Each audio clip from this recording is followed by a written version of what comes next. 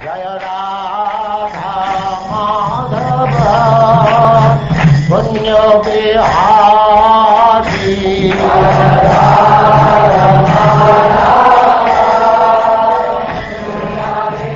And now chapter 22, Enumeration of the Elements of Material Creation.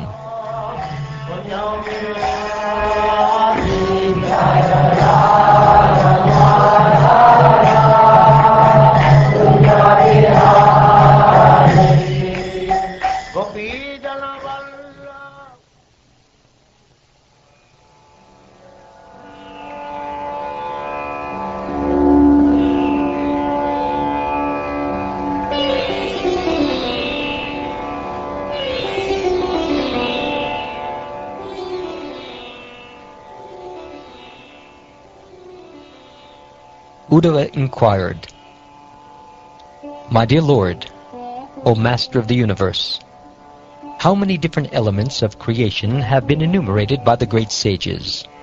I have heard you personally describe a total of 28, God, the Jiva soul, the Mahatattva, false ego, the 5 gross elements, the 10 senses, the mind, the 5 subtle objects of perception, and the 3 modes of nature. But some authorities say that there are 26 elements, while others cite 25 or even 7, 9, 6, 4, or 11. And even others say that there are 17, 16, or 13. What did each of these sages have in mind when he calculated the creative elements in such different ways? O Supreme Eternal, kindly explain this to me." O Uddhava, because all material elements are present everywhere, it is reasonable that different learned Brahmins have analyzed them in different ways. All such philosophers spoke under the shelter of my mystic potency, and thus they could say anything without contradicting the truth. When philosophers argue, I don't choose to analyze this particular case in the same way as you have. It is simply my own insurmountable energies that are motivating their analytic disagreements. By interaction of my energies, different opinions arise. But for those who have fixed their intelligence in me and control the senses, differences of perception disappear, and consequently the very cause for argument is removed. O best among men, because subtle and gross elements mutually enter into one another, philosophers may calculate the number of basic material elements in different ways, according to their personal desire. All subtle material elements are actually present within their gross effects. Similarly, all gross elements are present within their subtle causes, since material creation takes place by progressive manifestation of elements from subtle to gross. Thus, we can find all material elements within any single element. Therefore, no matter which of these thinkers is speaking, and regardless of whether in their calculations they include material elements within their previous subtle causes, or else within their subsequent manifest products, I accept their conclusions as authoritative because a logical explanation can always be given for each of the different theories. Because a person who has been covered by ignorance since time immemorial is not capable of effecting his own self-realization, there must be some other personality who is in factual knowledge of the absolute truth and can impart this knowledge to him. According to knowledge in the material mode of goodness, there is no qualitative difference between the living entity and the supreme controller. The imagination of qualitative difference between them is useless speculation.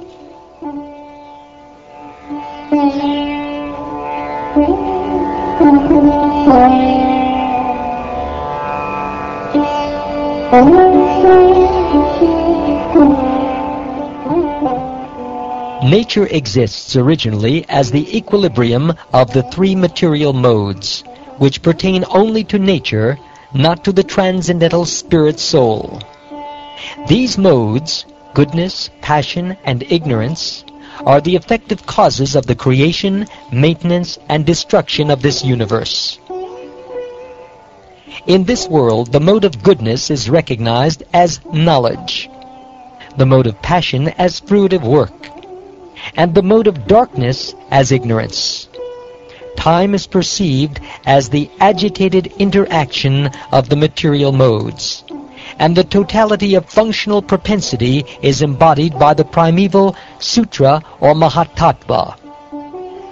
I have described the 9 basic elements as the enjoying soul, nature, nature's primeval manifestation of the mahatattva, false ego, ether, air, fire, water, and earth. Hearing, touch, sight, smell, and taste are the 5 knowledge-acquiring senses, my dear Uddhava. And speech, the hands, the genitals, the anus, and the legs constitute the 5 working senses. The mind belongs to both these categories. Sound, touch, taste, smell, and form are the objects of the knowledge-acquiring senses, and movement, speech, excretion, and manufacture are functions of the working senses. In the beginning of creation, nature assumes, by the modes of goodness, passion, and ignorance, its form as the embodiment of all subtle causes and gross manifestations within the universe. The Supreme Personality of Godhead does not enter the interaction of material manifestation, but merely glances upon nature. As the material elements, headed by the Mahatattva, are transformed, they receive their specific potencies from the glance of the Supreme Lord, and being amalgamated by the power of nature, they create the universal egg. According to some philosophers, there are 7 elements, namely earth, water, fire, air, and ether, along with the conscious spirit soul and the supreme soul, who is the basis of both the material elements and the ordinary spirit soul. According to this theory, the body, senses, life, air, and all material phenomena are produced from these 7 elements. Other philosophers state that there are 6 elements, the 5 physical elements, earth, water, fire, air, and ether, and the 6th element, the Supreme Personality of Godhead. That Supreme Lord, endowed with the elements that he has brought forth from himself, creates this universe and then personally enters within it. Some philosophers propose the existence of 4 basic elements, of which 3, fire, water, and earth, emanate from the 4th, the self. Once existing, these elements produce the cosmic manifestation, in which all material creation takes place. Some calculate the existence of 17 basic elements, namely the 5 gross elements, the 5 objects of perception, the 5 sensory organs, the mind, and the soul as the 17th element. According to the calculation of 16 elements, the only difference from the previous theory is that the soul is identified with the mind. If we think in terms of 5 physical elements, 5 senses, the mind, the individual soul, and the Supreme Lord, there are 13 elements. Counting 11, there are the soul, the gross elements, and the senses. 8 gross and subtle elements plus the Supreme Lord would make 9. Thus, great philosophers have analyzed the material elements in many different ways. All of their proposals are reasonable, since they are all presented with ample logic. Indeed, such philosophical brilliance is expected of the truly learned.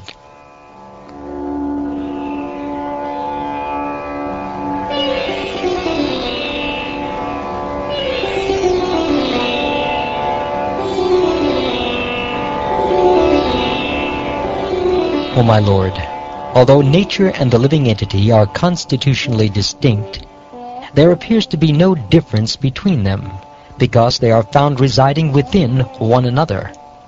Thus the soul appears to be within nature, and nature within the soul. O lotus-eyed Krishna, O omniscient Lord, kindly cut this great doubt out of my heart with your own words, which exhibit your great skill in reasoning. From you alone the knowledge of the living being arises, and by your potency that knowledge is stolen away. Indeed, no one but yourself can understand the real nature of your illusory potency. O Uddhava, O best among men, material nature and its enjoyer are clearly distinct. This manifest creation undergoes constant transformation, being founded upon the agitation of the modes of nature. My dear Uddhava, my material energy, comprising 3 modes and acting through them, manifests the varieties of creation, along with varieties of consciousness for perceiving them. The manifest result of material transformation is understood in 3 aspects: adhyatmic, adhidaivic, and adhibodhic. Sight, visible form, and the reflected image of the sun within the aperture of the eye all work together to reveal one another. But the original sun standing in the sky is self-manifest. Similarly, the Supreme Soul, the original cause of all entities, who is thus separate from all of them, acts by the illumination of his own transcendental experience as the ultimate source of manifestation of all mutually manifesting objects. Similarly, the sense organs, namely the skin, ears, eyes, tongue, and nose, as well as the functions of the subtle body, namely conditioned consciousness, mind, intelligence, and false ego, can all be analyzed in terms of the threefold distinction of sense, object of perception, and presiding deity. When the 3 modes of nature are agitated, the resultant transformation appears as the element false ego in 3 phases: goodness, passion, and ignorance. Generated from the Mahatattva, which is itself produced from the unmanifest Pradhan, this false ego becomes the cause of all material illusion and duality. The speculative argument of philosophers, "This world is real, no it is not real," is based upon incomplete knowledge of the Supreme Soul and is simply aimed at understanding material dualities. Although such argument is useless, persons who have turned their attention away from me, their own true self, are unable to give it up.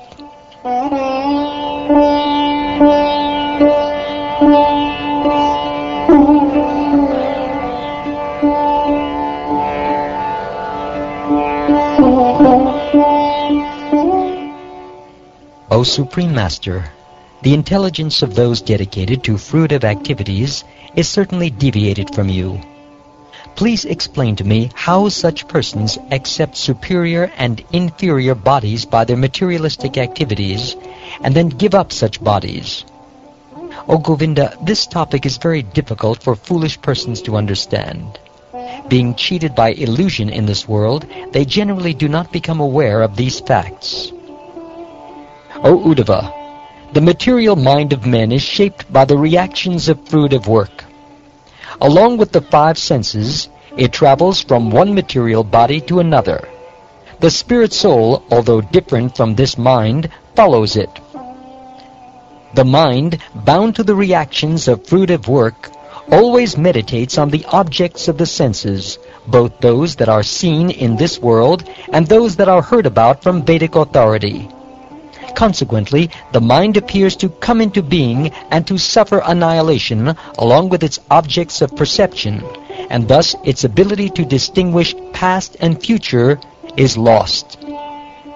When the living entity passes from the present body to the next body created by his own karma, he becomes absorbed in the pleasurable and painful sensations of the new body, and completely forgets the experience of the previous body. This total forgetfulness, for one reason or another, of one's previous material identity is called death. O most charitable Uddhava, what is called birth is simply a person's total identification with a new body. One accepts the new body just as one completely accepts the experience of a dream or a fantasy as reality. Just as a person experiencing a dream or daydream does not remember his previous dreams or daydreams, a person situated in his present body, although having existed previously to it, thinks that he has only recently come into being. Because his mind, which is the resting place of the senses, has created the identification with a new body, the threefold material variety of high, middle, and low class appears, as if present within the reality of the soul. The self thus becomes the creator of external and internal duality, just like a man who gives birth to a bad son.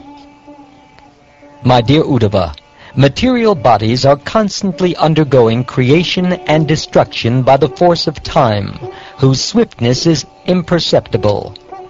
But because of the subtle nature of time, no one sees this. The different stages of transformation of all material bodies occur just like those of the flame of a candle, the current of a river, or the fruits of a tree.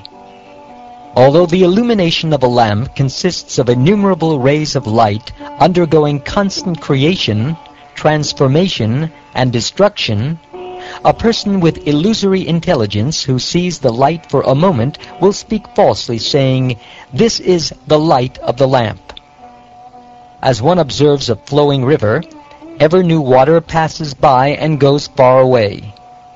Yet a foolish person, observing one point in the river, falsely states, "This is the water of the river." Similarly, although the material body of a human being is constantly undergoing transformation, those who are simply wasting their lives falsely think and say that each particular stage of the body is the person's real identity. A person does not actually take birth out of the seed of past activities, nor, being immortal, does he die. By illusion, the living being appears to be born and to die, just as fire in connection with firewood appears to begin and then cease to exist.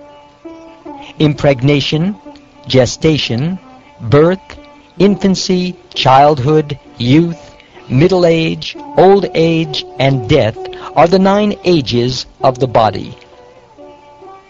Although the material body is different from the self, because of the ignorance of material association, one falsely identifies oneself with the superior and inferior bodily conditions. Sometimes a fortunate person is able to give up such mental concoction. By the death of one's father or grandfather, one can surmise one's own death, and by the birth of one's son, one can understand the condition of one's own birth. A person who thus realistically understands the creation and destruction of material bodies is no longer subject to these dualities. One who observes the birth of a tree from its seed and the ultimate death of the tree after maturity certainly remains a distinct observer separate from the tree. In the same way, the witness of the birth and death of the material body remains separate from it. An unintelligent man, failing to distinguish himself from material nature, thinks nature to be real. By contact with it, he becomes completely bewildered and enters into the cycle of material existence. Made to wander as the reaction of his fruitive work, the conditioned soul, by contact with the mode of goodness, takes birth among the sages or demigods. By contact with the mode of passion, he becomes a demon or human being. And by association with the mode of ignorance, he takes birth as a ghost or in the animal kingdom.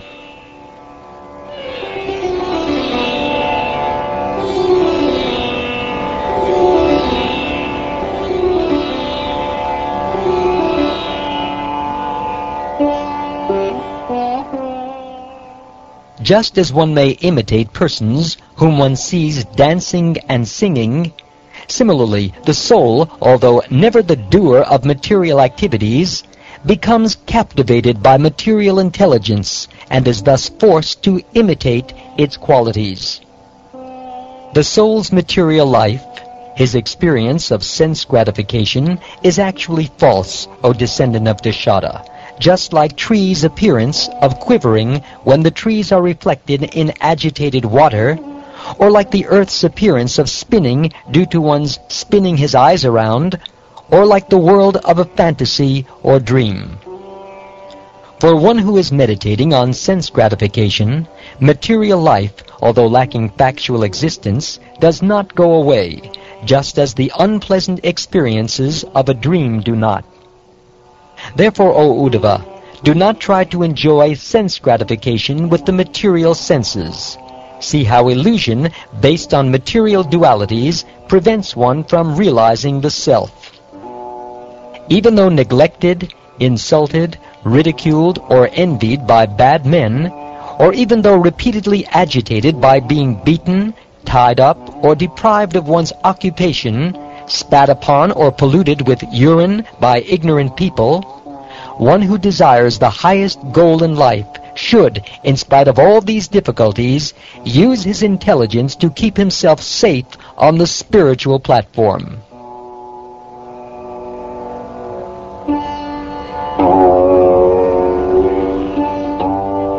O Krishna, O best of all speakers, please explain to me how I may properly understand this.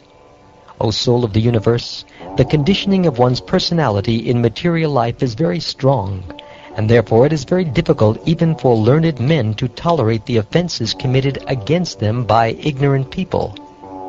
Only your devotees, who are fixed in your loving service and who have achieved peace by residing at your lotus feet, are able to tolerate such offenses.